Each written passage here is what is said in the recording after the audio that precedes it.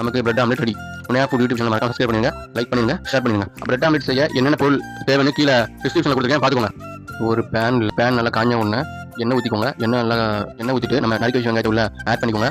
Add பண்ணி அதையும் நல்லா வதக்குங்க. வதக்கின உடனே நம்ம ரெடி பண்ணி வச்சிருந்த மிளகா பொடி, கறி மசாலா பொடி, மல்லிப்பொடி மூணுத்தையும் போட்டு நல்லா சப்ஸ்கிரைப் பண்ணிடுங்க, ஷேர் வதக்கிக்கோங்க. வதக்கணுன்னு 2 முட்டையை எடுத்து உடச்சி ஊற்றிடுங்க. உடச்சி ஊற்றி நல்லா ஆம்லேட் கணக்காக வரணும். வந்த பிறகு அதை தனியாக எடுத்து வச்சுருங்க. தனியாக 2 பிரெட் எடுத்துக்கோங்க. பிரெட்டில் உள்ள சைடு எல்லாத்தையும் கட் பண்ணிக்கோங்க.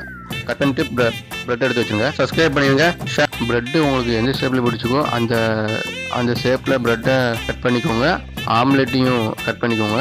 கட் பண்ணி எடுத்து வச்சுருங்க. எடுத்து வச்சுட்டு நம்ம சப்ஸ்கிரைப் பண்ணிடுங்க. கடலை மாவு நல்லா வந்து தோசை மாவு பழத்துக்கு நல்லா கரைச்சி எடுத்து வச்சுக்கோங்க.